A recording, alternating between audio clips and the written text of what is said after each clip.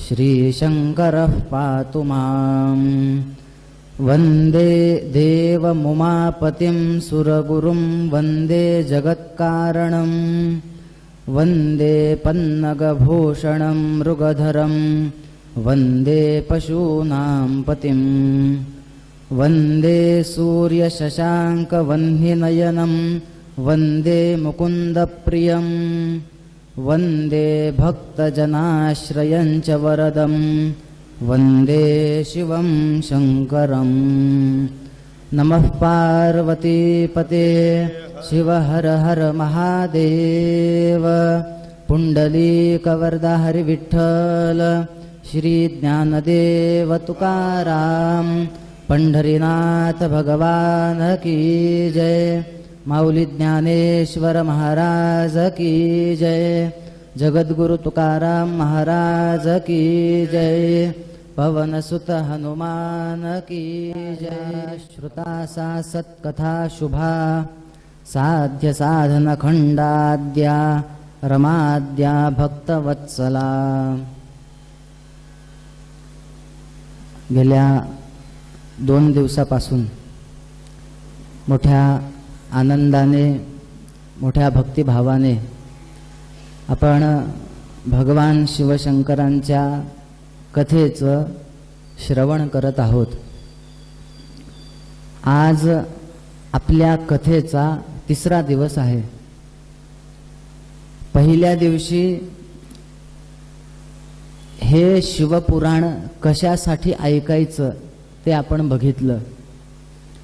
त्यामध्ये चंचुला, बिंदुक असेल किंवा देवराज असेल या सगळ्यांचं चरित्र बघितलं आणि सप्ताह विधी पाहिला। काल आपण सगळ्यात पहिल्यांदा सूतांना शौनकादिकांनी काही प्रश्न विचारले। कलियुग कसं आहे, कलियुगामधील माणसं कसे वागतील आणि त्याच्यापासून बाजूला होण्याचा काहीतरी उपाय आहे का ते आम्हाला सांगा असं म्हटल्यानंतर मग त्यांनी शिवपुराण सांगायला सुरुवात केली। त्याच्यामध्ये सगळ्यात पहिल्यांदा जे आद्य लिंग आहे, सगळ्या देवतांची उपासना ही मूर्ती रूपाने होते, परंतु भगवान शिवशंकरांची उपासना ही लिंग रूपाने का होते हे तुम्ही आम्हाला सांगा।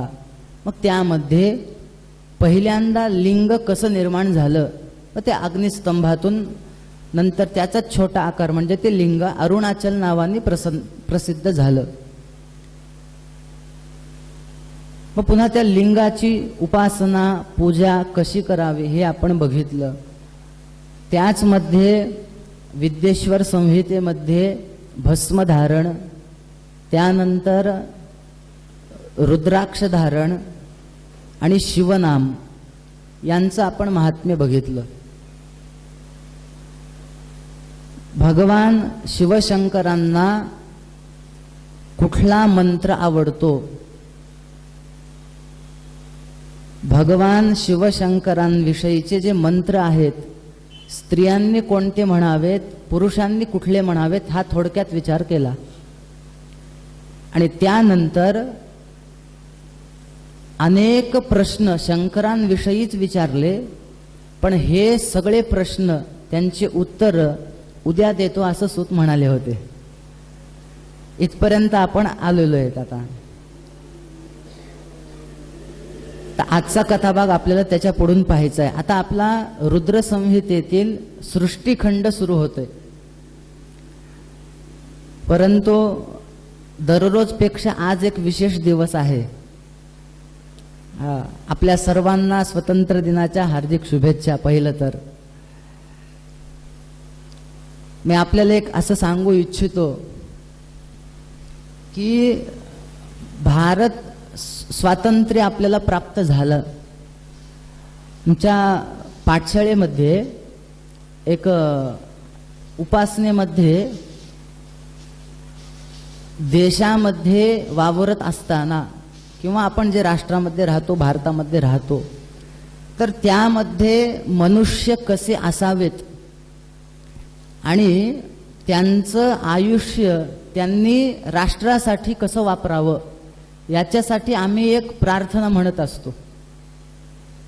म्हणजे 15 ऑगस्ट आहे, मग काय करायचं? 15 ऑगस्टला काय असतं? सकाळी लवकर उठून चांगला मेकअप करून एकाच रंगाचे सारखे सारखे ड्रेस घालून झेंडावंदन करायचं एवढाच, आणि त्याच्यानंतर घरी येऊन सुट्टी. हा आपण म्हणजे बरेच जण असं साजरा करतात, परंतु तसं नाहीये. समाजामध्ये फिरत असताना राष्ट्रासाठी देशासाठी आपलं काय कर्तव्य आहे. खूप सुंदर प्रार्थना आहे. अगदी अनुष्टुप वृत्तातले 9 श्लोक आहेत. खरं हिंदू कोणाला म्हणायचं, हिंदुत्व म्हणजे काय. आपल्या सर्वांना माहीत आहे किती जणांनी बलिदान दिलं, बऱ्याच जणांचे चरित्र आपल्याला माहिती आहेत. पण त्या प्रत्येक श्लोकाचा जो समाप्ती आहे ना, कर्म हिंदू रीती स्मृतः, त्याला हिंदू म्हणा, त्याला हिंदू म्हणा अशी आहे. सुरुवात कुठून आहे बघा. मी पहिल्यांदा ते 9 श्लोक तुम्हाला म्हणून दाखवतो.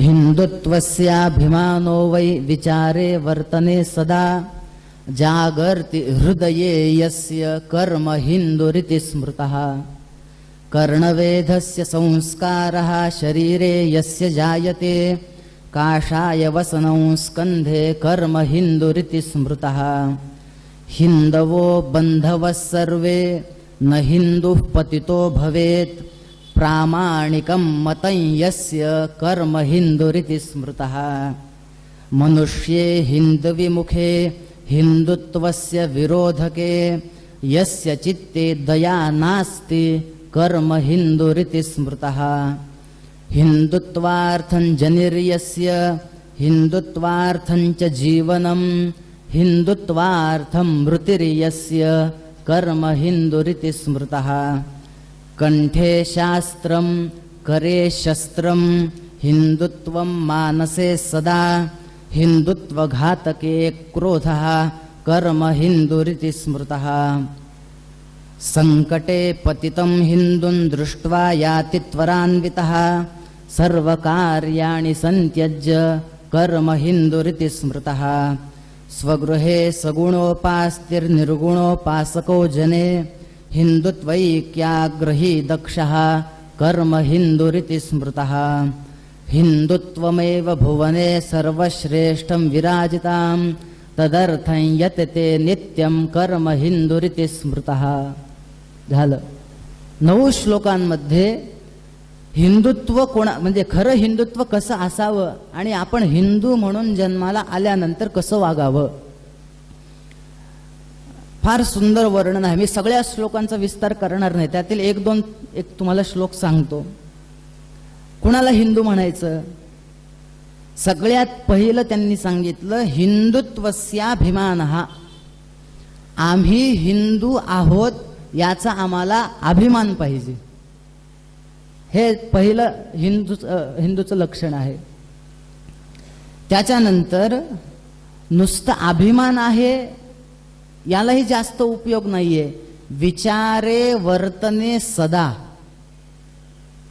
आम्ही हिंदू आहोत याचा अभिमान तर पाहिजेच, परंतु आचरण करताना ते मनामध्ये ठेवून त्याचं वर्तन सुद्धा तसं करून जागर्ति हृदये यस्य, आम्ही हिंदू आहोत असं ज्याच्या हृदयामध्ये नेहमी जागे असतं, हा विचार ज्याच्या हृदयात जागा असतो त्याला हिंदू म्हणा. त्यानंतर हिंदवः बंधवः सर्वे, जेवढे काही हिंदू आहेत तेवढे सगळे आमचे बंधू आहेत. न हिंदू पतितो भवेत, कधीही हिंदू त्यांचं पतन होऊ नये. आणि असं प्रामाणिकं मतं यस्य, हे ज्याचं प्रामाणिक मत आहे त्याला हिंदू म्हणा. अजून एक फार सुंदर श्लोक आहे बरं. मनुष्ये हिंदविमुखे हिंदुत्वस्य विरोधके यस्य चित्ते दया नास्ती. बघा काय सांगितलं, जो मनुष्य हिंदूंच्या विरोधी आहे अशा व्यक्तींविषयी ज्याच्या मनामध्ये दया नाही त्याला हिंदू म्हणा. नाहीतर आमच्यासाठी सगळे समान आहेत, पण नाही. आपल्या धर्माला जर कोणी नाव ठेवत असेल तर त्यावेळेस आपण आपल्यासाठी सगळे समान आहेत असं म्हणून उपयोग नाही. तेव्हा आपण विरोध केलाच पाहिजे. कसं आहे, सगळे आमचे बांधव आहेत, सगळ्याच धर्मातले आमचे हे आहेत असं जर विचार केला, मी तुम्हाला व्यवहारातलं विचारतो, वाघासमोर आज घरी आईने मोदक केलेले आहेत, चतुर्थी आहे, रस्त्यावरून वाघ जात होता, मग एकट्याने मोदक कसे खावे, सगळीकडे ब्रह्म आहे, सगळे एकच आहेत, एक काम करूयात, हे जे मोदक आहेत ना, तर 1-2 मोदक आपण त्या वाघाला देऊयात. आपण वाघासमोर मोदक घेऊन गेल्यानंतर आपलाच मोदक होईल. बरोबर आहे की नाही? त्याच्यासाठी कुणासमोर कुणाविषयी दया केली पाहिजे याचा पण आपल्याला विवेक पाहिजे. म्हणून हिंदुत्वाविषयी, आपल्या धर्माविषयी जे विरोधी असतील त्यांच्याविषयी अजिबात मनामध्ये दया जो बाळगत नाही त्याला हिंदू म्हणा. हिंदुत्वार्थं जनिर्यस्य हिंदुत्वार्थंच जीवनम हिंदुत्वार्थं मृतिर्यस्य कर्म हिंदुरिति स्मृतः. ज्याचं जगणं हिंदुत्वासाठी, ज्याचा जन्म हिंदुत्वासाठी आणि ज्याचा मृत्यू सुद्धा हिंदुत्वासाठी त्याला हिंदू म्हणा. म्हणून आमच्या गुरुजींनी एक उपासना तयार केली 9 पदांची. त्याच्या शेवटच्या पदामध्ये एक चरण येतं, हिंदुत्वासाठी जनन, हिंदुत्वासाठी मरण, जीवन हिंदुत्वासाठी मज देहे जन्मोजन्मी. भगवतीला प्रार्थना केलेली आहे, आमचं जीवन कशासाठी असावं. त्यानंतर अजून एक महत्वाचा विचार आहे. बरं, मी हे सगळं का सांगतोय, नुसतं सकाळी झेंडावंदन केलं काहीच उपयोग होणार नाही. कंठे शास्त्रम करे शस्त्रम. काय सांगितलंय? आपल्या कंठामध्ये शास्त्र पाहिजे आणि हातामध्ये शस्त्र पाहिजे. आता आपल्याला काय गरज आहे शस्त्राची? म्हणजे तुम्ही खरंच आता उद्या येताना काही बंदुकी वगैरे घेऊन येऊ नका बरं. ह्याच्यातला भावार्थ लक्षात घ्या. कधी आपल्यावर कुठलं संकट येईल हे सांगता येईल का? नाही. म्हणून आपल्या घरामध्ये शस्त्र पाहिजे. घरात चोर आल्यानंतर बघतात काठी वगैरे आहे का घरात, त्याचा काही उपयोग नाहीये. म्हणून करे शस्त्रम. आणि हिंदुत्व मानसे सदा. एवढंच कशाला, हिंदुत्व घातके क्रोध हा. आपल्या हिंदुत्वाचा जर कोणी घात करत असेल तर त्याच्याविषयी आपल्या मनामध्ये क्रोध असला पाहिजे. त्या ठिकाणी म्हणूनही भगवंतानीच गीतेमध्ये सांगितलंय, नरकांचे 3 द्वार आहेत. त्रिविध नरकस्येदम द्वारनाशनमात्मनः कामः क्रोधः तथा लोभः तस्मादेतं त्रयं त्यजेत. त्या ठिकाणी भगवंताने सांगितले क्रोधाच्या आहारी जाऊ नये. काम येश क्रोध येश रजोगुण समुद्भव. हा क्रोध मात्र भयानक आपला शत्रू आहे, तिथं तसं म्हणू नये. त्यावेळेस क्रोध आला पाहिजे. आणि शेवटचं एक सांगतो, हिंदुत्वमेव भुवने सर्वश्रेष्ठम विराजताम तदर्थं यतते नित्यम कर्म हिंदुरिति स्मृतः. आमच्या सगळ्या त्रिभुवनामध्ये हिंदुत्व प्रतिष्ठित व्हावं याच्यासाठी जो नित्य प्रयत्न करतो त्याला हिंदू म्हणा. म्हणून जे राज्य वगैरे देश वगैरे चालवणारे असतात ते कसे असावेत? हिंदुत्व दक्षा सबलान यज्ञा रक्षन्तु पृथ्वीन तरुणा नृपालाः. हिंदुत्व निष्ठा व्यवहार विज्ञा चातुर्ययुक्ता जनतापि भूयात. या श्लोकामध्ये राजे लोक कसे असावेत, म्हणजे हे सगळे नेते आणि जनता कशी असावी हे सगळंच एका श्लोकात सांगितलेलं आहे. पहिल्यांदा त्यांनी सांगितलं राज लोक कसे असावेत, म्हणजे जे श्रेष्ठ आहेत, ज्यांना राज्य चालवायचंय, देश चालवायचा आहे. हिंदुत्व निष्ठा, हा एक एक विशेषण बघा तुम्ही. हिंदुत्वामध्ये निष्ठा पाहिजे. त्यानंतर सबलाहा, हिंदुत्वावर फार निष्ठा आहे पण आपल्याला हालता सुद्धा येत नाही, तसं नाही, सबल पाहिजे. त्यानंतर ते राजे कसे असावेत, रक्षन्तु पृथ्वीम, पृथ्वीविषयी प्रेम पाहिजे.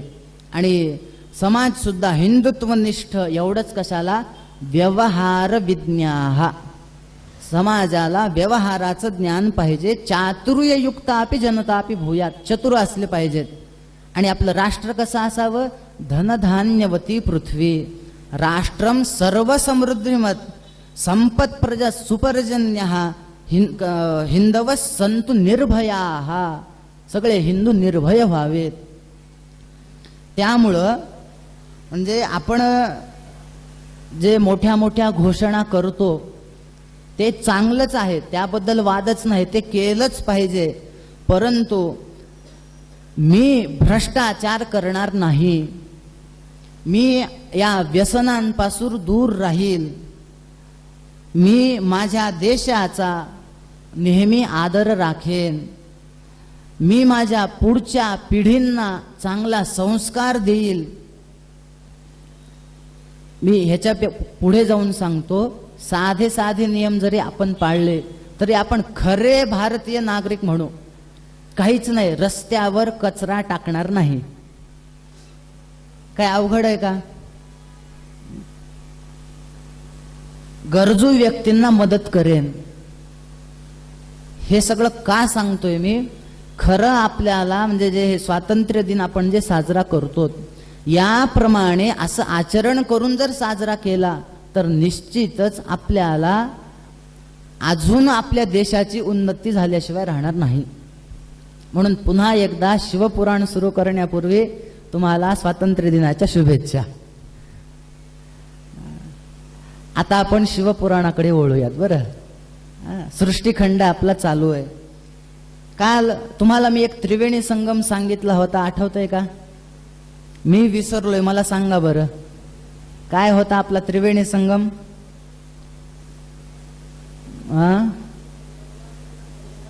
गंगा यमुना सरस्वती या खऱ्या नद्या आहेत, बरोबर. आता त्याच्या जागी काय घ्यायचं शिवपुराणातलं?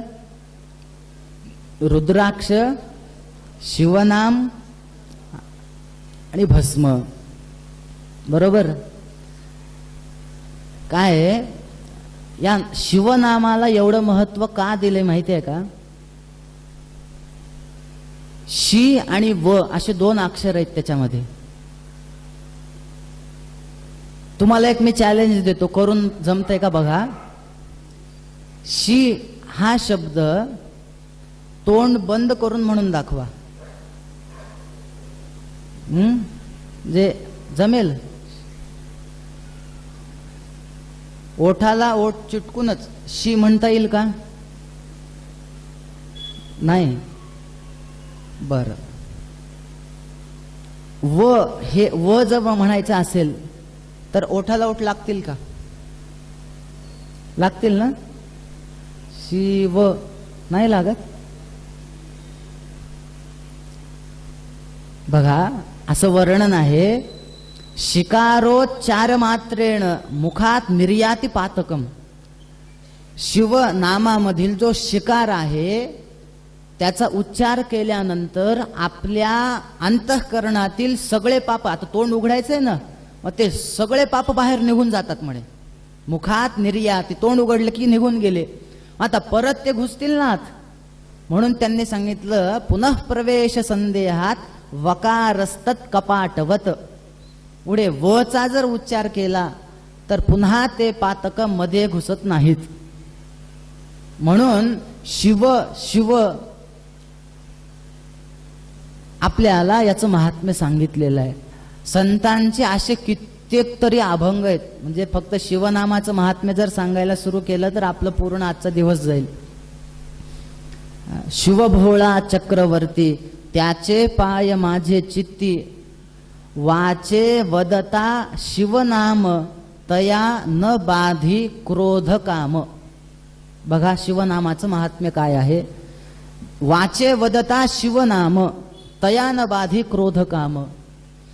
धर्म अर्थ काम मोक्ष शिवा देखता प्रत्यक्ष. एवढंच कशाला. एका जनार्दनी शिव निवारी कळी काळाचा भेव. सगळ्यांना एक भीती आहे की नाही. कशाची आहे. मृत्यूची भीती आहे ना. असं एक तरी माणूस आहे का त्यांनी हात वर करावा मी मरणाला घाबरत नाही. साप जर अचानक आला तर. सापाला घाबरतोत मरणाला नाही. सापाला का घाबरतोत. हा चावेल आणि चावला तर काय होईल. म्हणजे घाबरता कोणाला शेवटी. फिरून फिरून आलं ना मरणावरच.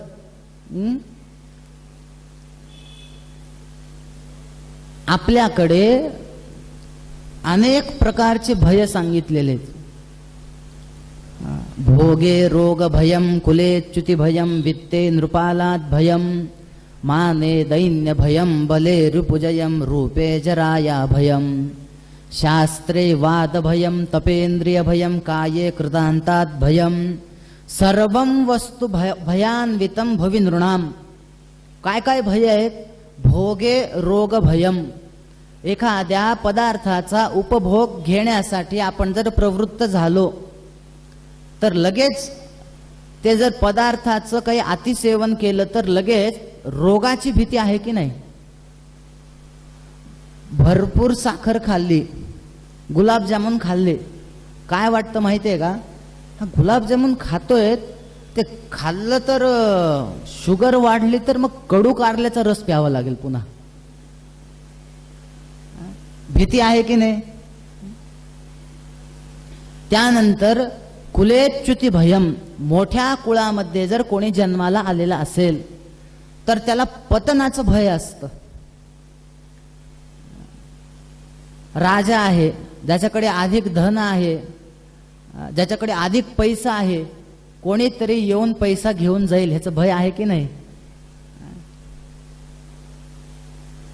जो शत्रू आहे जो बलवान आहे त्याला शत्रूचं भय असतं. जो विद्वान आहे त्याला एखाद्या दुसऱ्या विद्वानाचं भय असतं. एवढंच कशाला. सगळ्यात शेवटचं सांगतो. सगळ्यात मोठं जर भय कुठलं असेल तर ते म्हणजे मरणाचं भय आहे. सगळ्याला मृत्यूची भीती वाटते. संतांनी हे ओळखलं आणि सांगितलं फार भीती वाटते ना. तुम्ही एक काम करा. तुम्हाला असा एक मी मंत्र देतो त्याचा तुम्ही जप सुरू करा. तुम्हाला भय वाटणार नाही. कुणाचं. काळाचं. एका जनार्दनी शिव निवारी कळी काळाचा भेव. भेव म्हणजे भय. किती अक्षर आहेत हो शिव मध्ये. 2. शिव शिव अक्षरे 2 जो जपे रात्रंदिन धन्यतयाचा संसार परमार्थाचे ते घर. संतांनी सांगितलं. जो शिव शिव म्हणेल साक्षात ते घर म्हणजे तीर्थ आहे. धन्यतयाचा संसार त्याचा संसार धन्य आहे. सदोदित वाचे जपे शिव शिव साचे. आणि अजून एक विचारू का. शिव हा एक मंत्र आहे म्हणे बरं. एका जनार्दनी शिव सोपा मंत्र तो जाणीव. अनेक मंत्र म्हणण्यासाठी काहीतरी कष्ट लागतात. साधं महिम्न पाठ करायचं म्हणलं तर किती दिवस जातात हो. महिम्न स्तोत्रामधले अक्षर कसे आहेत. किती कठीण आहेत. हरिस्ते साहस्रं कमल बलिमादाय पदयोः यदे कोणे तस्मिन् निजमुरहरन् नेत्र कमलम. पहिला श्लोक किती अवघड आहे. महिम्नः पारन्ते परम विदुषो यद्य सदृशी स्तुतिर्ब्रह्मादीनामपि तदवसन्नास्त्वयि गिरः अथावाच्य सर्वस्वमिति परिणामावधि गृणन् ममाप्येष स्तोत्रे हरनिरपवादः परिकरः. आता ह्याच्यामध्ये ह्रस्व बघा, दीर्घ बघा, शुद्धता बघा, कठीण आहे की नाही? आता शिव म्हणायला काय कठीण आहे सांगा? अवघड आहे. शिव कितवी पर्यंत शाळा शिकावी लागेल शिव म्हणायला?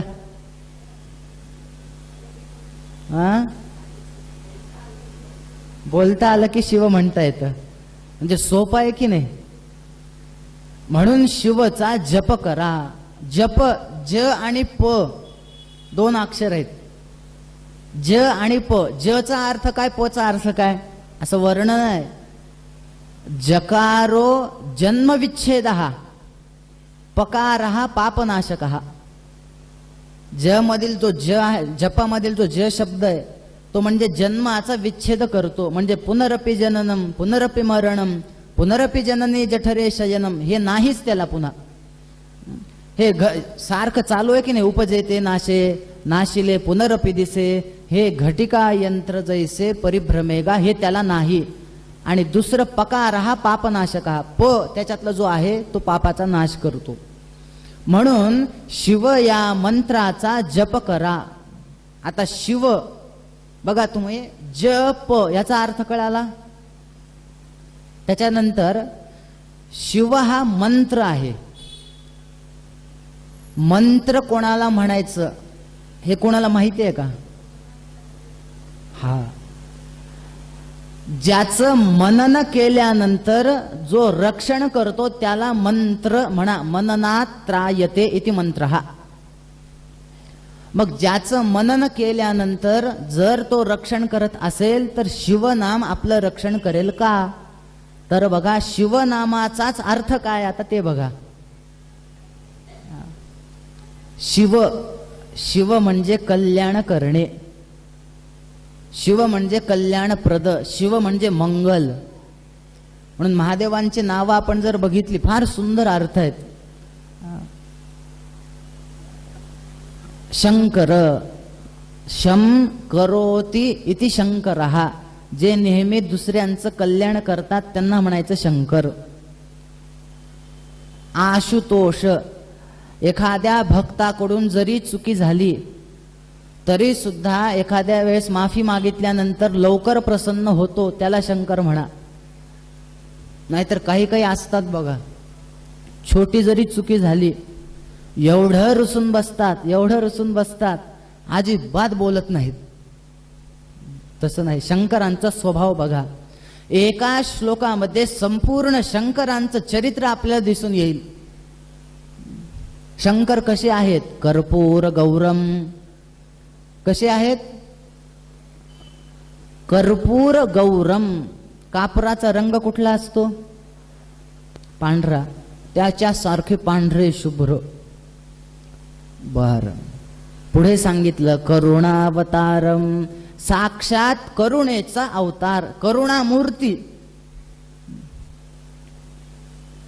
पुढे काय आहे? संसार सारम. सगळ्या संसाराचं जर सार कुठला असेल तर म्हणे आमचे भोलेनाथ आहेत. सगळ्या संसाराचं सार.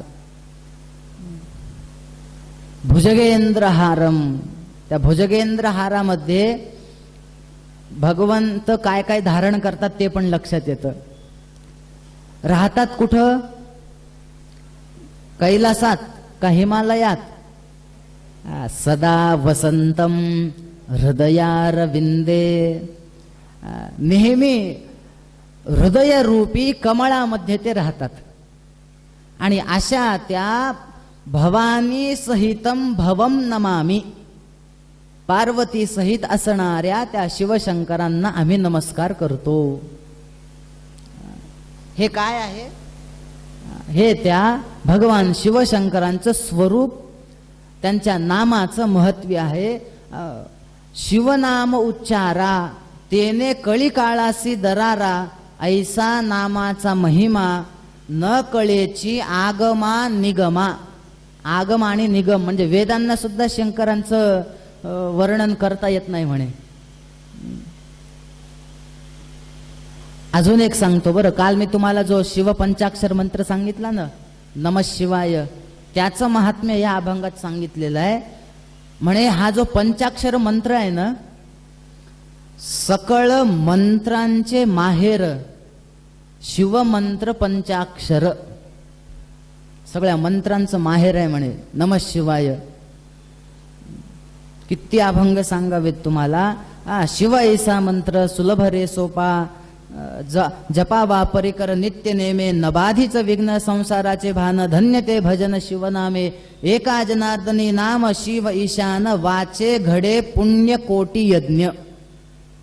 हे संपूर्ण मी का सांगतोय तुम्हाला, जर आपल्याला प्रयागला जाता येत नसेल, त्रिवेणी संगमामध्ये स्नान करणं होत नसेल, काही करू नका म्हणे. तुम्ही एकच करा, शिवनाम, रुद्राक्ष आणि भस्म या त्रिवेणी संगमामध्ये नेहमी नित्य स्नान करत जा. झालं.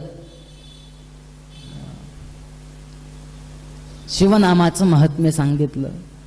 पुढे वेगवेगळ्या रुद्राक्षांचं वर्णन झाल्यानंतर ऋषींनी सूतांना इथं तर अनेक प्रश्न विचारले, फार सुंदर प्रश्न विचारलेले आहेत.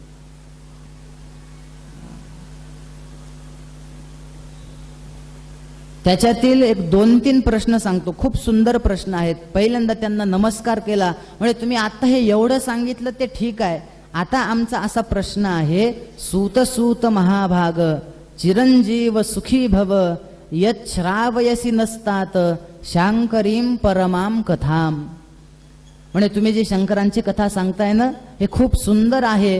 व्यास प्रसादात सर्वज्ञो प्राप्तोसी कृतकृत्यताम, नाज्ञातम विद्यते किंचित भूतम भव्यम भवंच यत.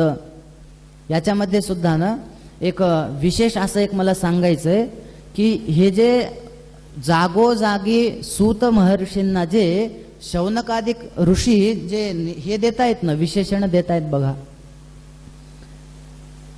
त्याच्यामध्ये सुद्धा एक बारकाईनं जर विचार केला, तुम्ही महाप्राज्ञ आहात, सर्व शास्त्र तुम्ही जाणणारे आहात, एवढंच कशाला, एक फार सुंदर शब्द टाकलाय त्यांनी. तुम्हाला महर्षी व्यासांनी असं ज्ञान दिलेलं आहे की तुम्हाला ते कसं असतं, सद्गुरु हे शिष्यांना, सगळ्याच शिष्यांना सारखं ज्ञान देतात. वितरती गुरुहु प्राज्ञे यथा जडे. म्हणजे काय आहे की जसं सद्गुरु हे विद्वानाला, म्हणजे जे ज्याची बुद्धी तीक्ष्ण आहे त्याला जसं ज्ञान देतात ना, तसंच जे थोडे बुद्धीने कमी असतात त्यांना पण देतात. परंतु काही शिष्य जे असतात ना ते फारच पुढे जातात, आणि काही शिष्य जे असतात त्यांना त्याचं तेवढं फळ मिळत नाही. आता बघा, ह्या सूतांविषयी जे वर्णन आहे, गुरोर व्यासस्य सद्भक्त्या समासाद्य कृपाम पराम, सर्वम ज्ञातम विशेषेण सर्वम सार्थम कृतम पुनः. कसं आहे, ज्ञान प्राप्त करायचं असेल तर काही प्रतिबंध सांगितलेले आहेत, ते प्राप्त का होत नाही, काहीतरी त्याच्यामध्ये विघ्न येतात. मग काय प्रतिबंध आहेत असं वर्णन आहे. भूत प्रतिबंध, वर्तमानकालिक प्रतिबंध आणि भावी प्रतिबंध. हे 3 प्रतिबंध जर असतील तर कितीही सद्गुरूंकडे जा, त्याला यथायोग्य ज्ञान होत नाही. यथायोग्य म्हणजे जसं व्हायला पाहिजे तसं. वर्तमानकालिक काही प्रतिबंध असतात, काही भूतकालीन प्रतिबंध असतात. भूतकालीन प्रतिबंध एक 2 मिनिटात तुम्हाला उदाहरणाने सांगतो. भूतकालीन प्रतिबंध असं समजा, एक माणूस आहे, घरामध्ये आनंदाने राहतोय, लग्न झालं, एक 20-25 वर्ष आनंदाने राहिला. नंतर मात्र शेतकरी होता, त्याच्याकडे बऱ्याच म्हशी होत्या. 25 वर्ष आनंदाने संसार केला. एके दिवशी विचार केला, 25 वर्ष झालेत, पण पुढे सारखं पत्नी म्हणावी तसं आधीसारखं नीट बोलत नाही म्हणे मला. बाहेरून आलं की आधी विचारायची कुठे गेला होतात, झालं का काम? आता विचारते म्हणे कुठं बोंबलत गेलतात?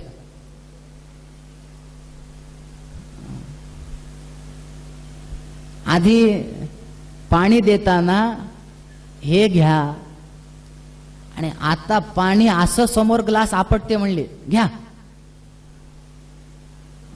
मला संसाराचा कंटाळाच आलाय म्हणे, संसार करायलाच नको आता.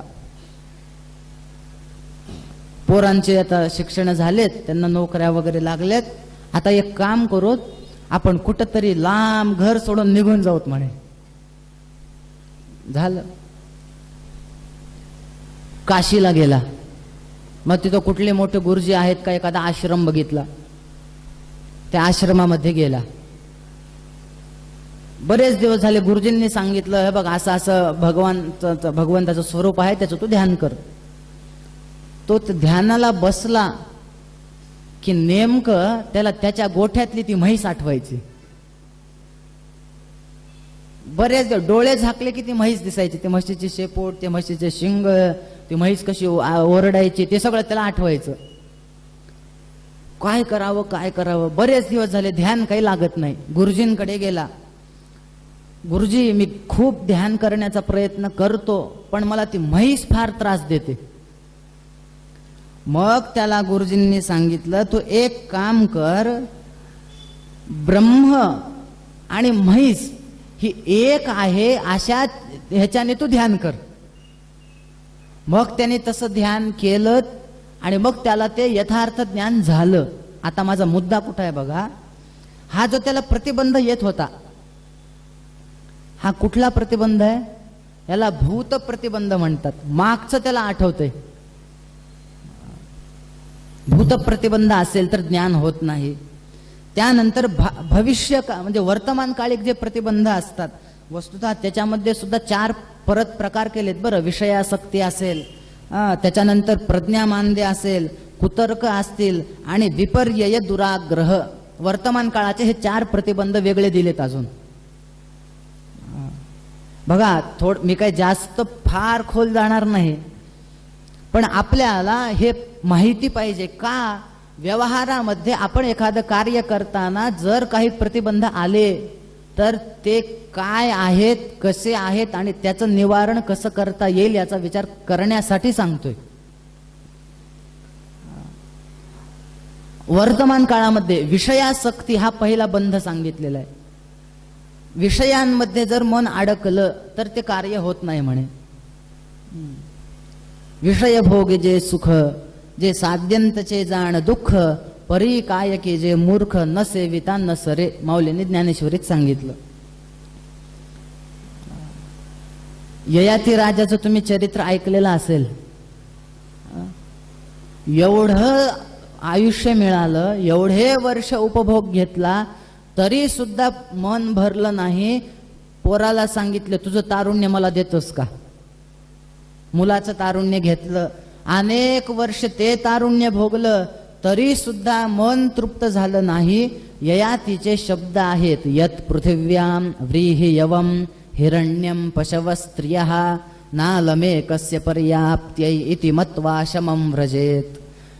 म्हणजे पृथ्वीवरचं जेवढं धनधान्य आहे ते सगळं एकट्याला जरी मिळालं तरी सुद्धा त्याचं पोट काही भरू शकत नाही म्हणे. ह्याला बाजूलाच करा आता. मग आपलं पुन्हा ते तारुण्य मुलाला दिलं आणि निघून गेला. आता ते तारुण्य देता येतं का वगैरे तो विषय आता आपल्याला घ्यायचा नाही. त्याने तारुण्य दिलं वापस. ययाती राजाचं चरित्र बघा. असे कित्येक तरी राजे आहेत. चित्रकेतू राजा भागवतात वर्णन आहे. अनेक प्रयत्न केले, मुलगा होत नव्हता. शेवटी मुलगा झाला. एका स्त्रीला झाला, अनेक पत्न्या होत्या त्याला. दुसऱ्या पत्न्यांनी बघितलं आजकाल राजा हिचाच लाड जास्त करतोय, मुलामुळं दिलं त्या मुलाला विष, गेला मरून मुलगा. पुन्हा दुःख, पुन्हा अडकला. हे काय आहे? हे जे प्रतिबंध आहे ना, हे विषयासक्ती आहे. त्याच्यानंतर प्रज्ञामांद्य, बुद्धीची मंदता. तिसरं सांगितलंय कुतर्क. बघा व्यवहारामध्ये शास्त्रकारांनी सांगितलं तुम्ही तर्क करा. पण कुतर्क करू नका. आपल्या शास्त्रामध्ये तर्काला फार महत्व आहे. तर्क करावेत, पण कुतर्कामध्ये पडू नये. तर्क्यताम मा कुतर्क्यताम आचार्यांनी सांगितलेलं आहे. तर्क करणं चांगलं आहे, पण कुतर्क, वाईट तर्क काय आहे? शास्त्राचा सिद्धांत असा आहे की वाईट तर्काचं फळ काहीही नाही. ते सगळे काय? श्रम एवही केवलम. ते तर्क करत बसाल ना, ते सगळे श्रम आहेत म्हणे. असं सांगतात की एक गुरुजी एका विद्यार्थ्याला एक काम सांगतात. पूर्वीच्या काळातली घटना आहे. एक काम कर रे, मला संध्येला बसायचंय, संध्येची तयारी कर. आता संध्या करायला काय लागतं? काय पळी पेला भांड झालं, ते ठेवलं, त्याच्यामध्ये पाणी वगैरे झालं आणि तो मुलगा निघून गेला. गुरुजींनी त्याला काय सांगितलं? इकडे ये म्हणे. काय? एक लक्षात ठेव, ह्याच्या पुढून नेहमी पुढचा विचार करावा, थोडं तर्क लावावा. म्हणे काय झालं गुरुजी? काय झालं? तुला मी काय सांगितलं? संध्येची तयारी कर. म्हणे हो. मग संध्येला गुरुजी पळी पाण ठेवलंय भांडे वगैरे. तसं नाही रे, तू हे ठेवलंयस, पण एक विचार कर, एवढंच लागतं का? थोडा एक तर्क करून बघ ना. तू संध्या करायचे, आसन लागेल, त्याच्यामध्ये चांगलं पाणी भरून ठेवावं. बरं, पाणी भरल्यानंतर भस्म लावावं लागेल, चंदन लावावं लागेल, कुंकू आणून ठेवावं. थोडा पुढचा विचार करावा. त्या मुलांनी लक्षात ठेवलं. पुढचा विचार करायला सांगितलाय, तर्क करायला सांगितलंय गुरुजींनी. कळालं का तुम्हाला पुढचं? तो काय करायचा? प्रत्येक कामामध्ये आता तर्क सुरू करायचा. असं असेल तर मग पुढे काय काय होऊ शकतं, ते केलं पाहिजे. झालं असं. एक 2 वर्षानंतर ते गुरुजींना थोडी सर्दी झाली.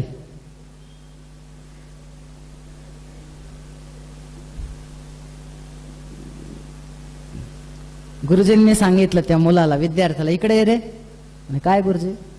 बाजारामध्ये जा आणि एक 10 रुपयाची सर्दीची गोळी घेऊन ये. तो दुकानात गेला. सर्दीची गोळी द्या म्हणे. त्यांनी गोळी घेतली. त्याला तेवढ्यात ते ज्ञान आठवलं. गुरुजींनी काय सांगितलंय? तर्क करायचा, नीट पुढचं पण विचार करायचा. मग सर्दीच्या त्या एका गोळीनं जर सर्दी कमी झाली नाही आणि ताप आला तर एक काम करू, 1-2 तापीच्या गोळ्या द्या म्हणे. त्याने त्या तापीच्या गोळ्या घेतल्या. त्याच्यानंतर विचार केला, ते ह्या गोळ्या घेऊन सुद्धा जर ताप वाढला, फारच जास्त आजारी पडले, मग डॉक्टरांनाच सोबत घेऊन जावं लागेल. मग त्याने लगेच एका मोठ्या हॉस्पिटलमध्ये गेला. तर डॉक्टरांना सांगितलं, माझ्यासोबत पाठशाळेत चला. डॉक्टरांना घेतलं. पुन्हा विचार केला, जर डॉक्टरांकडून जर बरे झाले नाहीत तर त्यांनी आता शेवटी एक काय उपाय केला? एक काम करूत म्हणे. त्यांनी काय केलं माहितीये का? अंत्यविधीचं साहित्य सोबत घेतलं. गुरुजी विचार करतायत, 10 मिनिटामध्ये जाऊन येणार, सर्दीची गोळी आणायला गेलाय, अजून का आला नाही? जेव्हा तो आला 1-2-3 तासानंतर, त्याच्याकडे बघितलं, सोबत एक डॉक्टर, त्याच्यानंतर ते सगळे पांढरे वस्त्र, हार, नवीन कपडे, हे सगळं बघितल्यानंतर गुरुजी म्हणाले, काय झालं? काय नाही गुरुजी, हे सगळं काय? काय म्हणे, तुम्हाला सर्दी झाली मान्य आहे, पण ती सर्दी जर वाढली तर? मग डॉक्टर आहेत, तरी कमी झालं नाही तर? काय नाही, अंत्यविधीची तयारी करूनच आलोय म्हणले. तुम्हीच सांगितलं ना, पुढचा विचार करा, तर्क करा. आता या तर्काला काही उपयोग आहे का? म्हणून तर्क्यताम मा कुतर्क्यताम, ज्ञानाची प्राप्ती व्हायची असेल तर त्यांनी एक त्याच्यामध्ये प्रतिबंध सांगितलेला आहे कुतर्क, आणि चौथं सांगितलेलं आहे विपर्यय दुराग्रह. विपर्यय दुराग्रह याचा थोडक्यात अर्थ असा आहे की जे जसं आहे तसा अर्थ न घेता त्याचा विपरीतच अर्थ काढत बसणं, त्याला म्हणायचं विपर्यय दुराग्रह. थोडक्यामध्ये वेदांताच्या दृष्टीनं आत्मा म्हणजे देह आणि देह म्हणजे आत्मा असं मानणं, देहाचे जे धर्म आहेत ते आत्म्यावर मानणं आणि आत्म्याचे जे धर्म आहेत ते देहावर मानणं. तुम्ही रामकथा सगळ्यांनी ऐकलेली असेल. रामायणामध्ये मी सांगणार नाही तो प्रसंग, पण जेव्हा तो वालीचा वध होतो, ती तारा विलाप करते बघा. फार वाल्मिकी रामायणामध्ये तर फार सुंदर वर्णन आहे तारेचा विलाप, पूर्ण अध्यायचा एक सर्गच आहे. त्यावेळेस प्रभू रामचंद्र तिला सांगते तू कुठं चुकतीयस, कोण गेलंय, देह गेला असं म्हणत असशील तर देह तुझ्या समोर आहे, आणि आत्मा जर मेला असं म्हणत असेल तर नैनं छिंदन्ति शस्त्राणि. याला म्हणायचं विपर्यय दुराग्रह. हे सगळं मी का सांगतोय माहितीये? काय आहे, हे जे सूतांना वारंवार जे विशेषण दिले जातात, महाप्राज्ञ किंवा हे जे सृष्टिखंडामध्ये रुद्रसंहितेमध्ये जे त्यांना वर्णन दिलेलं आहे की तुम्ही तुमच्या सद्गुरूंकडे जे अध्ययन केलंय, जे ज्ञान प्राप्त केलंय, कुठल्याही प्रतिबंधाशिवाय तुम्ही हे ज्ञान प्राप्त केलंय, आणि प्रतिबंध नसताना जर ज्ञानाची प्राप्ती केली तर मग मात्र त्याला जे ज्ञान होतं ते यथार्थ. यथार्थाची एक फार सुंदर व्याख्या आहे. यथार्थ म्हणजे काय? तद्वती तत्प्रकारक अनुभवो यथार्थः. जे जिथं आहे ते त्याला जशास तसं कळणं त्याला म्हणायचं यथार्थ. आणि हे ज्ञान, यथार्थ ज्ञान तुम्हाला प्रतिबंधाशिवाय मिळालेलं आहे. कृपा करा, माझे काही प्रश्न आहेत. इदानीं कथय प्राज्ञ शिवरूपमनुत्तमं दिव्यानि वै चरित्राणि शिवयोरप्यशेषतः. कृपा करा, माझे काही शंका आहेत. तुम्ही आता आम्हाला शिवतत्व सांगितलं, पण सृष्टेः पूर्वं कथम शंभुः स्वरूपेण अवतिष्ठते. सगळ्यात सृष्टीच्या पूर्वी शिवशंकर कोणत्या रूपाने राहतात हे आम्हाला सांगा. त्यानंतर सृष्टीमध्ये स कथम, सृष्टीच्या चालू असताना त्यांचं आचरण कसं किंवा त्यांचं स्वरूप कसं असतं. जर शंकर प्रसन्न झाले तर काय फळ देतात. ब्रह्म विष्णू महेश हे जे त्रिपुटी म्हणतात, मग शंकर आणि रुद्र यांच्यामध्ये भेद आहे का, ते एकच आहेत, आम्हाला सांगा. आणि मग मात्र सूतांना एवढा आनंद झाला, ते म्हणतायत तुम्ही काय सुंदर विचारले. इथं वर्णन आहे, भगवान शिवशंकरांच्या विषयी जर प्रश्न केले तर ते तिघांना पवित्र करतात. कुणाकुणाला? सदाशिव कथा प्रश्न पुरुषां स्त्रीन पुनातिः वक्तारं पृच्छ्रकं श्रोतों जाह्नवी सलिलं यथा. सदाशिव कथा प्रश्न, भगवान शिवशंकरांच्या विषयी जर आपण प्रश्न केले तर वक्ता, श्रोता आणि विचारणारा हे तिघही पवित्र होतात म्हणे. कथयामी, तुम्हाला मी सांगतो, आता ऐका. पण पुन्हा बघा, आता अजून जोड्या वाढणार आहेत बरं. आता यांनी सांगितलं तुम्ही जे मला विचारताय ना, असाच प्रश्न पूर्वी एकदा नारदांनी ब्रह्मदेवाला विचारला होता, आणि त्यावेळेस ब्रह्मदेवाने जे जे उत्तर दिली ते मी तुम्हाला सांगतो. मग असं म्हटल्यानंतर लगेच शौनकांनी प्रश्न केला, मला एक सांगा, तर नारदांची आणि ब्रह्मदेवाची भेट कशी झाली? असं काही घटना घडली का की नारदांना ब्रह्मदेवाकडे जावं लागलं शिवतत्व विचारण्यासाठी? त्याची कथा आम्हाला सांगा. हे कसं आहे, कथेमध्ये कथा, कथेमध्ये कथा, ते भुलभुलैया कशी असते की नाही. एकदा त्याच्यात घुसलं, जो हुशार आहे तोच व्यवस्थित बाहेर येऊ शकतो, नाहीतर नेमकं कोण कोणाला म्हणतंय. संपूर्ण रामायण ऐकलं, हा कळालं तुम्हाला रामाची सीता कोण. आमच्याकडे तुम्हाला तो श्लोक माहितीये का, सर्वोपनिषदो गावो दोग्धा गोपाल नंदनहा पार्थो वत्स सुधीर भोक्ता दुग्धम गीतामृतम महत. आपण गीता पारायण करण्याच्या आधी म्हणतो, पारायण करण्याच्या आधी आपण श्लोक म्हणतो ना, का एकदम धर्मक्षेत्रे नाही ना. कुठला म्हणतो सुरुवातीला, वसुदेव सुतं देवम पार्थाय प्रतिबोधितां भगवता नारायणेन स्वयं व्यासेन ग्रथितां पुराणमुनिना मध्ये महाभारतम् अद्वैतामृतवर्षिणीं भगवतीम् अष्टादशाध्यायिनीम् अम्ब त्वामनुसन्दधामि भगवद्गीते भवद्वेषिणीम्. नमोऽस्तु ते व्यास विशालबुद्धे फुल्लारविन्दायतपत्रनेत्र येन त्वया भारततैलपूर्णः प्रज्वालितो ज्ञानमयः प्रदीपः.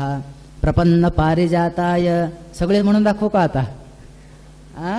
नाहीतर धर्मक्षेत्रे पासून असे मला सगळी गीता पाठ आहे.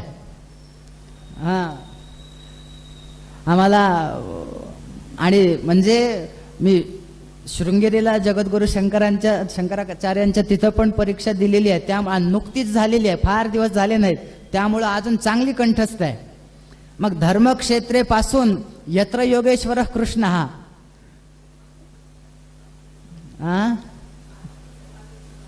पाठ कसं राहतं, संता म्हणायच्या, दुसरं काय, घोकावं लागतं त्याला.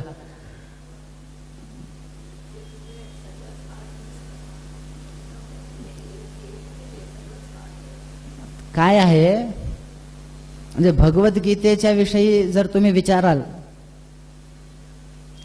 माझं भाग्य असं आहे, मला बसून कधी भगवद्गीता पाठ करण्याची गरजच पडली नाही. त्याचं कारण सांगतो.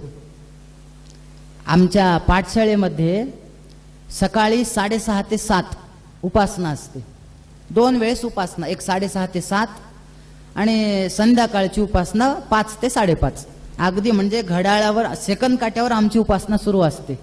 आधी जरी आम्ही तिथं जाऊन बसलोत, असा नियम होता आमच्या पाठशाळेत की उपासना सुरू करायची ना तर देवघरासमोर एक 10 मिनिट आधी बसायचं. नियम असा होता, 10 मिनिट आधी आसनं मांडायचे, कमीत कमी 5 मिनिट आधी बसलं पाहिजे, असा नियम. आणि मग घड्याळाकडे बघत राहायचं. 5 वाजले तो 12वर सेकंद काटा गेला, मग श्री गणेशाय नमः असं असायचं. त्याच्यामध्ये सकाळच्या उपासनेचा असा नियम होता की दररोज गीतेचे 2 अध्याय, एक आणि एक 50 सुभाषित आम्ही काढलेले आहेत. सुभाषित एवढंच म्हणायचं. आणि दररोज एका विद्यार्थ्याने 15 मिनिट प्रवचन करायचं, कशावरही बोला म्हणायचे, काही सांगा. अगदी एक होता कावळा, एक होती चिमणी, हे सांगितलं तरी काही हरकत नाही. कावळ्याचं घर कसं होतं, चिमणीचं घर कसं, हे सांगा, काही हरकत नाही, पण बोला, असा नियम होता. मग जवळपास 12 वर्ष दररोज 2 अध्याय जर म्हणले तर गीतेची किती आवृत्ती झाली. असं समजा दररोज 2 अध्याय म्हणजे एक आवृत्ती व्हायला किती दिवस.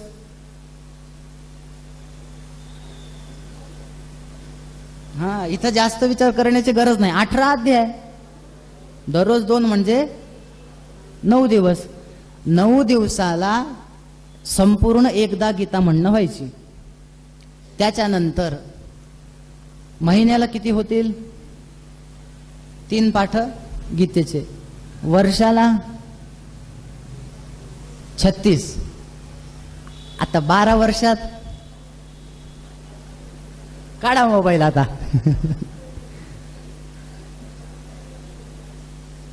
आ?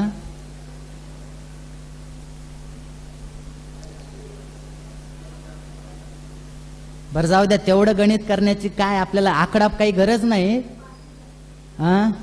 पण असं समजा आता एवढे पारायण झाल्यानंतर पुन्हा घोकायची गरज आहे का सांगा?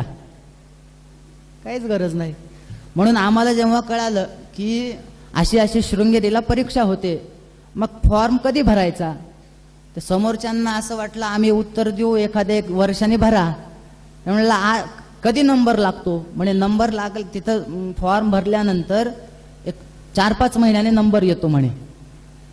एक काम करा म्हणलं, आज फॉर्म भरून टाका, महिन्यावर जरी परीक्षा असेल आम्ही येऊ. हे काय आहे, हे आम्ही पाठ केलेलं नाहीये, हे झालेलं आहे. त्यातल्या त्यात सकाळी 6:30ची उपासना, अर्धी झोपेत.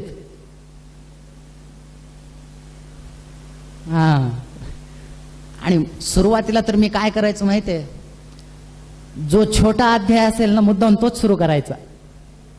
पटकन होतं ना, 17वा 16वा 15वा 12वा अगदी छोटे छोटे अध्याय. बरं, हा विषय कसं काय निघाला आता ते सांगा बघू, कुणाच्या लक्षात आहे? नाही, त्याच्या आधी पार्थाय प्रतिबोधिता मी का सुरू केलं?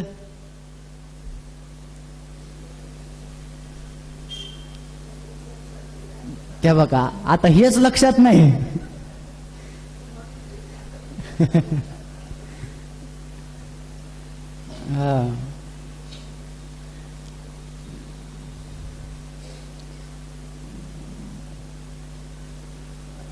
कसं आहे, ही जी भूलभुलैया आहे तुम्हाला सांगत होतो ना मी, आपण हे फसलो ना आता.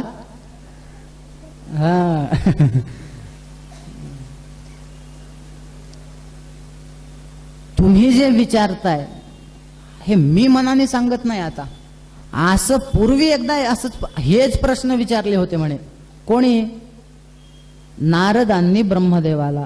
मग त्यांची भेट कशी झाली, कुठं झाली ते आम्हाला सांगा.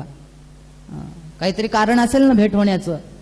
मग त्यांनी सांगायला सुरुवात केली. ऐका म्हणे, एकस्मिन् समये विप्रा नारदो मुनिसत्तमः ब्रह्मपुत्रो विनीतात्मा तपोर्थम मन आदधे. एकदा झालं असं की नारद हे तप करण्यासाठी हिमालय पर्वतावर गेलेत. तप करू लागले. कशासाठी? लोकांनी मला चांगलं म्हणावं. तप करणं वाईट नाहीये, पण त्याच्या मागच्या भावना काय आहेत, त्याच्या मागचा हेतू काय आहे आपण बघितलं पाहिजे. तप करतायत, तप सुरू झालं. एवढं भयंकर तप सुरू केलं, त्यामध्ये कोणीही तप जास्त करू लागलं की एका देवाला फार त्रास होतो बघा. काय नाव आहे त्याचं? इंद्र. दुसरे तप सुरू त्यांनी केलं की माझं इंद्रपद जातं की काय, त्याला ती भीती. प्रत्येकाला वेगवेगळी भीती. आता काय करणार, आता काय करावं. नारदांचं तर एवढं मोठं तप चालू, एवढं मोठं तप चालू आहे. मत्सर करू लागले. कसं आहे, जर मत्सर असेल तर तुम्हाला खरं सांगतो त्याची उन्नती होऊ शकत नाही. हा माझ्या पुढे कसा जातो, हा माझ्या पुढे कसा जातो. पोट, एका माणसाचं अचानक फारच पोट दुखू लागलं, काही केलं तर कमी होत नव्हतं. डॉक्टरांकडे गेला. का हो, कधीपासून पोट दुखतंय? म्हणे आमच्या शेजारच्यानी काल 4 व्हीलर घेतली तेव्हापासून दुखतंय. आहे की नाही मत्सर? मत्सरती, माझ्यापेक्षा पुढे जातो, माझ्यापेक्षा पुढे जातो. मी पुढे जाऊन सांगतो, तुम्हाला जर असं वाटत असेल हा माझ्यापेक्षा पुढे जातो, त्याला मागे ओढण्यापेक्षा मी प्रयत्नाने त्याच्या पुढे जाईल, असं मी वागेल, असं का माणूस म्हणत नसेल?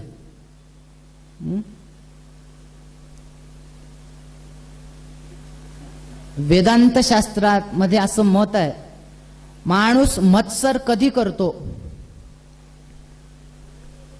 जीव जीवाचा जर भेद मानला तर माणूस मत्सर करतो. थोडक्यामध्ये जो भेदज्ञान करेल तो मत्सर करतो. आता वेदांतामध्ये अनेक प्रकारचे भेद आहेत बरं, सगळे सांगणार नाही मी. जीव जीवाचा भेद, जीव जगताचा भेद, जीव जडाचा भेद, ईश्वर जीवाचा भेद, स्वगत सजातीय विजातीय भेद, देशतः भेद, कालतः भेद, वस्तुतः भेद, अनेक आहेत. पण मत्सर कुठल्या भेदाने होतो ते सांगतो.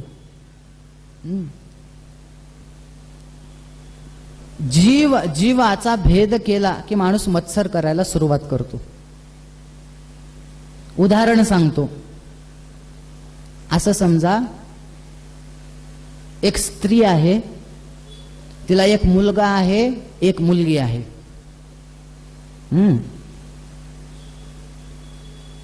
दोघांचेही लग्न झालेत.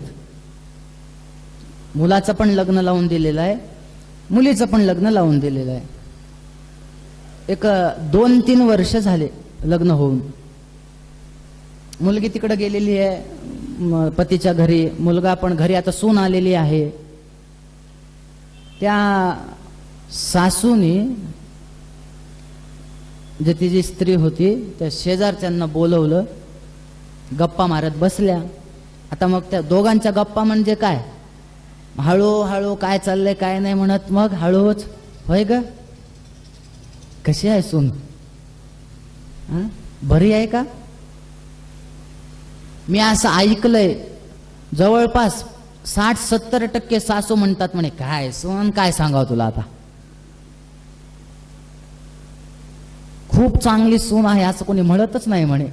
तर का ते मलाही माहित नाही, म्हणत नाहीत म्हणे असं पटकन, खूप छान आहे. तिने ते गाराणे सुरू केले. आता एक एक एक एक एक एक सांगू लागली. काय सांगावं म्हणे तुला, माझा मुलगा इतका मूर्ख आहे म्हणे. काय झालं, काय सांगावं, सगळा बायकोच्या ताब्यात गेलाय. बायको जे सांगेल तोच ऐकतोय म्हणे, काही बायकोनं सांगू दे ऐकतो. मूर्ख आहे म्हणे माझा मुलगा, आणि माझी मुलगी मात्र फार हुशार आहे बघ म्हणे. म्हणे कस काय, असं नवऱ्याला ताब्यात ठेवली ना म्हणे.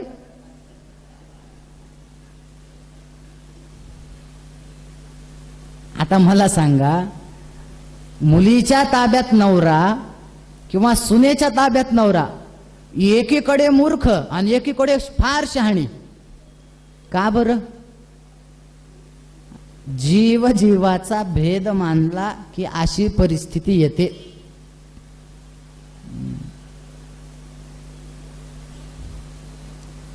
इंद्राचं असंच झालंय. इंद्र समजते नारद वेगळे, मी वेगळा. मग आता ह्याला काहीतरी केलं पाहिजे. काय करायचं, माझं पद जाईल, एक काम करूयात. कामदेवाला बोलवलं, या म्हणे इकडं. काय, एक काम करा म्हणे. काय काम करायचं, हे तिथं अशा अशा हिमालयावर नारद गेलेत, तप करतायत. मग तुम्ही एवढंच करायचं, तुमच्या प्रभावाने त्यांचं तप मोडा, एवढंच काम आहे, अगदी छोटं. ठीक आहे. कामदेव गेले. कामदेव अनेक प्रयत्न करतात नारदांचं तप मोडेल, पण नारदांचं काही तप मोडत नाही. कामदेवाचा काहीच प्रभाव पडत नाही नारदांवर. तो कामदेव निघून जातो. इंद्राला सांगतो, माझ्याकडून काही तुझं काम झालं नाही, तुला काय करायचं ते बघ. आता झालं. तर काय करावं काय करावं. आणि नारदांना ही गोष्ट कळाली की मी तप करत होतो, इंद्राने अनेक प्रयत्न केले, कामदेवाला पाठवलं, पण मी यत्किंचितही त्या तपापासून ढळलो नाही, बाजूला झालो नाही. गर्व झाला. बस आता एकच इच्छा, मला सगळ्यांनी चांगलं म्हणावं. एकच इच्छा. कसं आहे, आपल्याकडे काही इच्छा सांगितल्यात बघा, पुत्रेषणा, दारेषणा, लोकेषणा. लोकांनी मला चांगलं म्हणावं. लोकवासनया जंतो शास्त्रवासनया अपि च देहवासनया ज्ञानम यथावन नैव जायते. आचार्यांनी विवेक चूडामणीमध्ये सांगितलं.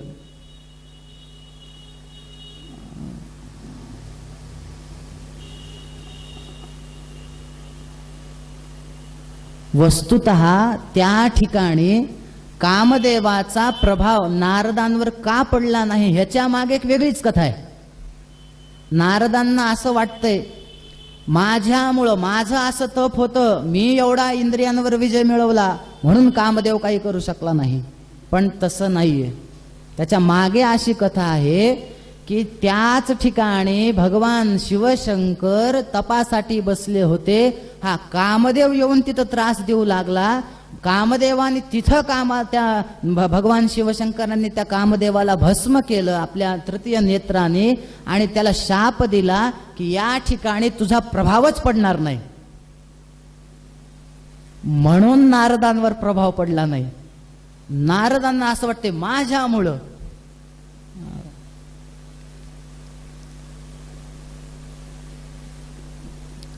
प्रत्येक स्थानाचं काहीतरी महात्म्य असतं. त्या त्या स्थानाचं महात्म्य, तिथं गेल्यानंतर मन बदलतं, तिथं त्याचा प्रभाव असतो. तुम्ही बघा मंदिरामध्ये गेलोत ना, तिथं थोडं वातावरण वेगळं असतं की नाही. तिथले काही ते स्पंदन असतात. भजन सुरू केलं, एका शास्त्रज्ञाने शोध लावलेला आहे की कीर्तन ऐकताना, कथा ऐकताना त्याच्या शरीरामध्ये, त्याच्या बुद्धीमध्ये, त्याच्या मेंदूमध्ये कसे फरक पडतात. का? त्या त्या स्थानाचं महत्व असतं. असं वर्णन आहे जे मूळ वाल्मिकी रामायणात नाही आहे असं, पण अशी कथा सांगितली जाते की जेव्हा हे सगळे बरं जाऊ द्या, तुम्ही रामकथा ऐकलेली आहे ना. एक प्रश्न विचारतो, वनवासाला कोण कोण निघालं?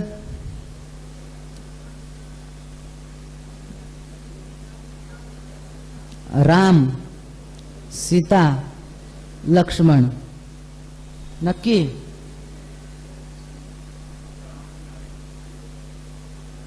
अच्छा, हा. भरत वगैरे नाही ना निघाले वनवासाला? हा. ते कधी कधी मी विसरतो, बाकी काही नाही.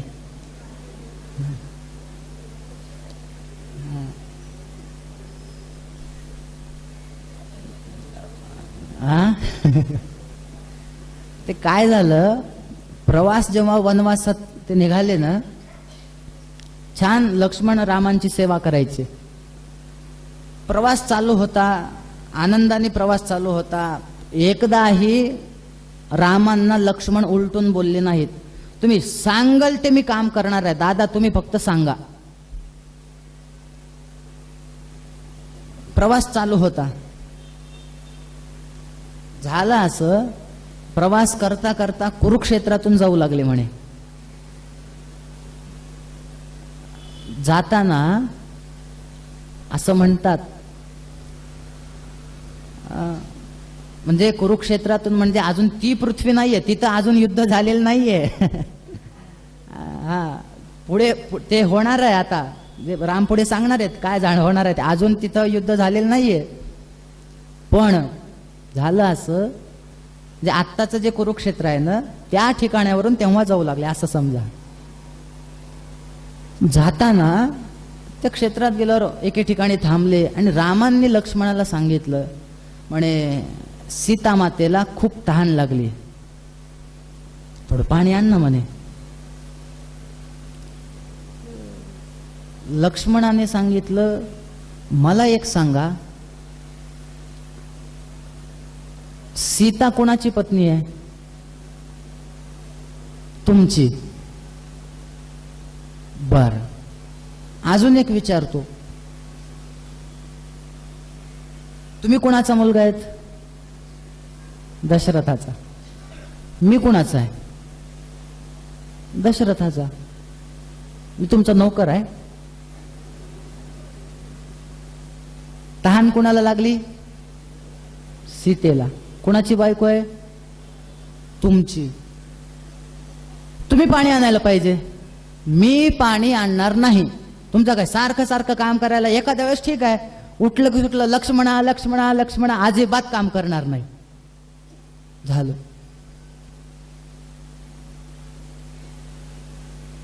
प्रभू रामचंद्र हसले, सीता माता पण हसल्या. सीतेला सांगितलं जाऊ दे, त्याचं काय लहान आहे लक्ष्मण, तेवढं काही मनावर घेऊ नकोस, पुढे जाऊ, तिथं बघूत एखादा तलाव वगैरे भेटतो का. पुढे गेले. पुढे गेल्यानंतर त्या स्थानाच्या बाहेर पडल्यानंतर अचानक लक्ष्मण रडायला लागले. राम म्हणाले, काय झालं रडायला? नाही म्हणे, देवा मी तुम्हाला असं कसं बोललो? मी तुम्हाला साक्षात देव मानणारा अचानक एवढं उलट सुलट कसं बोललो? रामांनी सांगितलं, तू दुःख मानून घेऊ नकोस, तुझी ह्याच्यात काहीच चूक नाही. मग मी असं का बोललो? रामांनी सांगितलं, ही पृथ्वीच ममता शून्य आहे म्हणे. इथं एकमेकांविषयी ममताच नाहीये आणि पुढे जाऊन इथंच युद्ध होणार आहे म्हणले. मी हे सगळं का सांगतोय? त्या त्या स्थानाचं काहीतरी महात्म्य असतं. त्या रामायणातच बघा, शेवटी ते रावणाचे सगळे प्रयत्न बघून ते माल्यवान रावणाकडे येतात. काय रे रावण, तुला एक सांगू का? म्हणे काय? एवढं प्रयत्न करण्यापेक्षा सीतामातेला असं त्याला धमक्या देतोस तू, हे करतोस ते करतो, भीती घालतोस, त्यापेक्षा एक काम कर ना. म्हणे काय? ती तुझ्याकडे येत नाहीये ना? म्हणे नाही. एक काम कर, तू सरळ रामाचं रूप घे आणि सीतेसमोर जा. सीतेला तर काही कळणार नाही, ती काही फार अशी काही तिला काही ज्ञान आहे असं काही नाही, ते तुझ्यासोबत येऊन जाईल. रावणाने सांगितलं, हे तुम्हाला कळतंय, माझे 4 वेद झालेत म्हणे,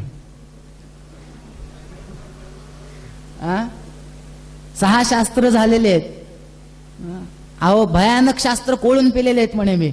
हे तुमच्या लक्षात आलं असेल तर माझ्या लक्षात आलं नसेल. मी आधीच हा प्रयोग करून पाहिलेला आहे. म्हणे पाहिलेला आहे? म्हणे हो. मग प्रयोग करून बघितलाय तर मग काय झालं? काय सांगावं? म्हणे मी सीता मातेला फसवण्यासाठी रामाचं रूप घेतलं की सीता मातेला फसवण्याचीच इच्छा माझी नष्ट होती म्हणले. हे काय आहे? त्या त्या वेशामध्ये, त्या त्या स्थानामध्ये त्याचं काहीतरी महात्म्य असतं. अहो हे सगळं जाऊ द्या, साधं आपण नाटकामध्ये जर रामाचं रूप घेतलं, नाटकामध्ये नाटक करायचे आणि तिथं जर राम झालो, तिथं जर गणपती झालो, तिथं जर हनुमान झालो, तर तिथं पाप करण्याचं येतं का मनात? हे सगळं स्थान महात्म्य आहे. नारदांना असं वाटू लागलं माझ्यामुळेच मी ह्याच्यावर विजय मिळवलाय, पण वस्तुतः त्या स्थानामुळं तिथं त्या कामदेवाचा प्रभाव पडलेला नव्हता.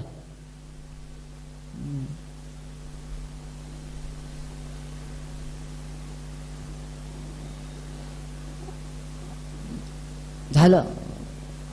आता कसं आहे, एखादं काही विजय मिळवला, लोकांनी चांगला म्हणायला पाहिजे ना. मग लोकांनी चांगलं म्हणण्यासाठी आधी सगळ्यांना सांगितलं पाहिजे ना. गर्व झाला, एवढा गर्व झाला, एवढा गर्व झाला, सगळ्यांना सांगत फिरू लागले मी कामदेवावर विजय मिळवलाय. वस्तुतः शास्त्र असं सांगतं की आपण केलेला धर्म कोणाला सांगू नये. बघा बरं, मी एवढं तप केलं, तुम्हाला माहिती आहे का, मी दररोज 11 माळी जप केल्याशिवाय पाण्याचा थेंब पित नाही, असं सांगू नये. आपल्याकडे असं सांगितलंय, धर्म केलेला लपवावा आणि पाप केलेलं सांगावं. आता इंदोरचं कसं आहे, उलट आहे.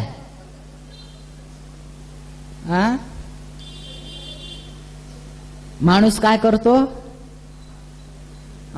पाप झाकून ठेवतो आणि पुण्य मात्र, मी हे केलं, मी ते केलं, मी ते केलं. ओ, माझ्या ओळखीच्यात काही काही असे आहेत की कधी नाही एखाद्या वेळेस जर सकाळी उठलं तर ते पहाटेचं ते सकाळी एक फोटो काढतात आणि खाली लिहितात, आज मी एवढ्या लवकर उठलो, आणि ते स्टेटसला टाकतात. प्रातःकाळचं वातावरण काही वेगळंच असतं, 10 वर्षातून एकदा लवकर उठलेला, ते स्टेटसवर.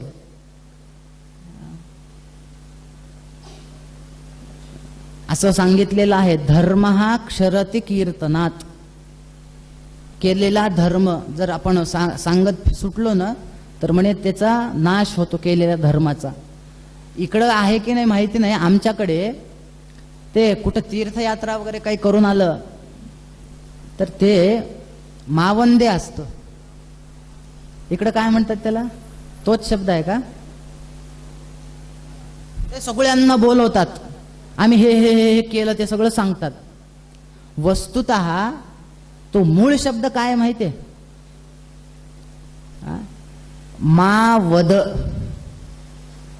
वद म्हणजे बोलणे आणि मा म्हणजे नाही. मा म्हणजे नको. बाबा तू जे केलंयस ना, मा वद, सांगू नको पुण्यकर्म केलेलं. त्याला मावंद म्हणतात आणि बोलवतात, सगळ्यांना सांगतात.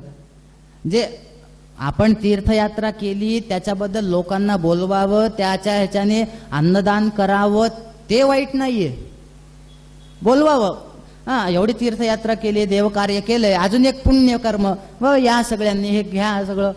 तीर्थयात्रा केली एवढं ठीक आहे. तुम्हाला माहितीये का, मी तिथं गेलो ना काशीला, हे सोडलं, ते सोडलं, हे केलं, ते सोडले, वांग्यात सोडले, बटाटेत सोडले, हे सांगण्याची गरज आहे का.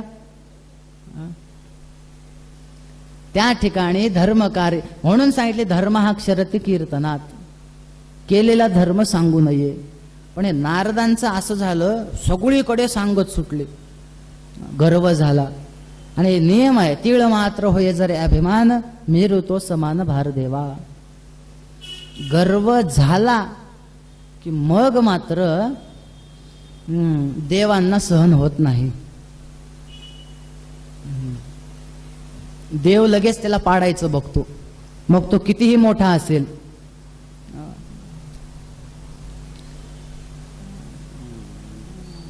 देवाला गर्व चालत नाही. कसं आहे, सिद्धांत असा आहे की जर गर्व असेल, आचार्यांनी विवेक चूडामणीमध्ये बंधनात टाकण्यासाठी एक एक साधन सांगितलेत.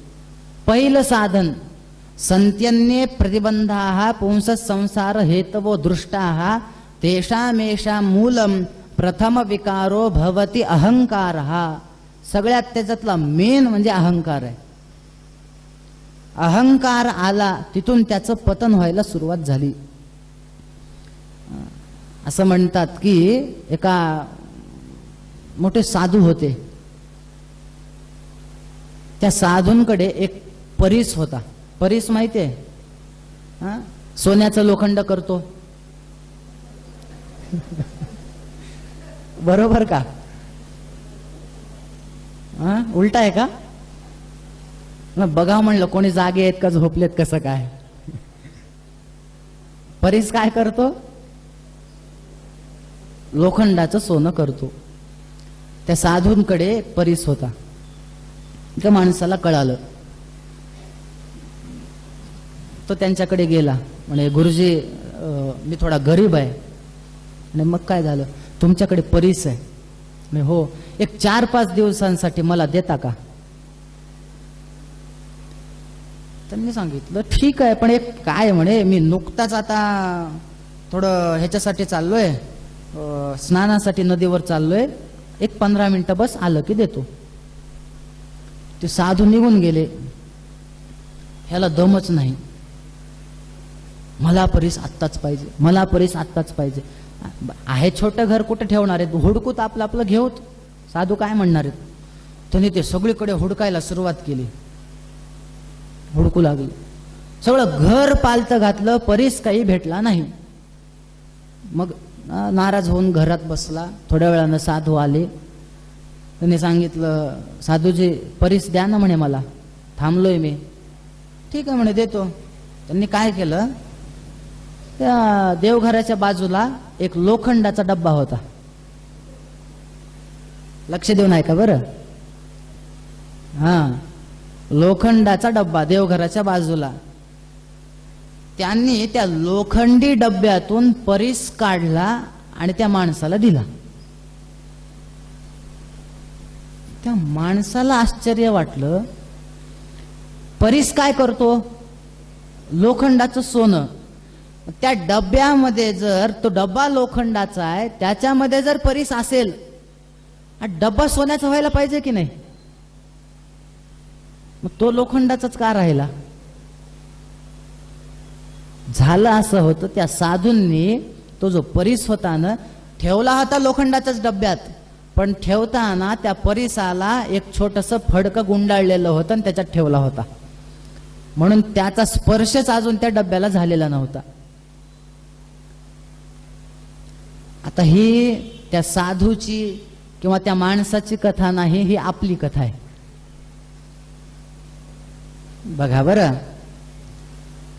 जीव आणि ईश्वर हे आहेत हृदयाचंच. ईश्वर सर्वभूतानाम हृद्देशे अर्जुन तिष्ठती. अर्जुनाला भगवंताने वारंवार सांगितलं, जीव आणि ईश्वर हृदयात एकाच जागी आहेत, पण दोघांमध्ये जर अहंकाराचा जर एखादं फडकं किंवा कपडा जर आला, तर त्या जीव आणि ईश्वराची भेट होत नाही.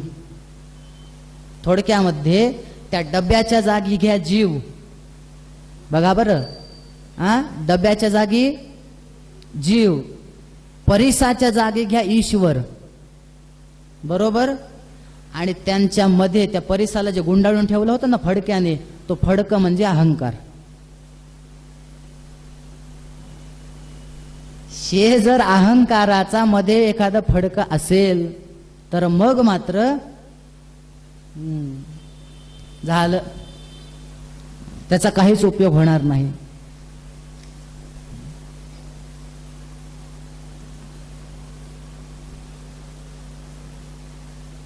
तुम्हाला एक व्यवहारातलं विचारू का. असं समजा 100 लिटर दूध आहे. किती लिटर, 100. ते आटवून आटवून ते 50 लिटर केलं. ते बासुंदी करायची छान. आता कोजागिरी आता येते, आश्विन आलाच जवळ. आता ते आटवून आटवून आटवून 100 लिटर दुधाचं 50 लिटर दूध केलं. त्याच्यामध्ये काय काय टाकतात हो बासुंदीमध्ये, सांगा आता, एवढं तरी सांगा. केसर, चारोळ्या, साखर, वा 3 पदार्थ सापडले बघा. विलायची,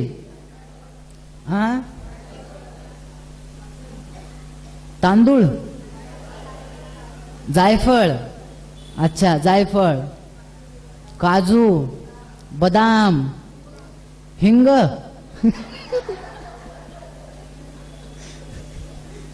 हिंग टाकता काय बासुंदीत. म्हणलं मग इंदोरचे बरेच असे प्रसिद्ध आहेत पदार्थ वेगवेगळे, अशी बासुंदी असू शकते. हिंग नाही ना, नाही.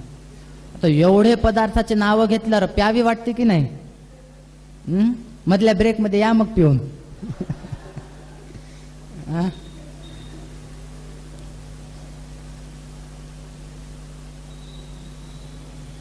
बघा, एवढे पदार्थ टाकले, छान बासुंदी केली, किती सुंदर झाली असो, एवढं घट्ट छान दूध तयार झालेलं आहे आता.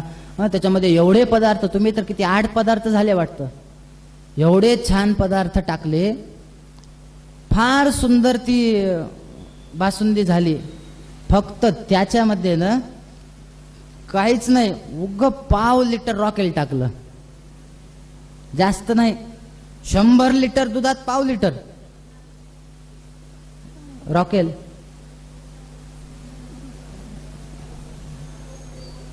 हा बर 50 धरा. मला सांगा, आता ती बासुंदी चांगली राहील का? नाही. 50 लिटर दूध आहे, रॉकेल उग राहील चांगली? नाहीये ना. हे काय आहे? हे आपलं सगळे गुण आपल्याकडे आहेत, ज्ञान आहे, योग कर्म सगळं आपलं व्यवस्थित चालू आहे, धर्माला धरून आपलं आचरण चालू आहे, सगळं छान आहे. पण त्याच्यामध्ये ना फक्त एक थोडं अहंकार रूपी रॉकेल आला. आता काय होईल?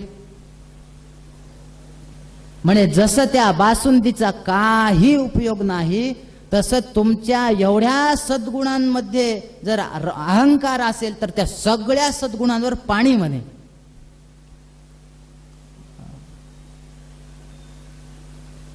कशाचा आहे गर्व?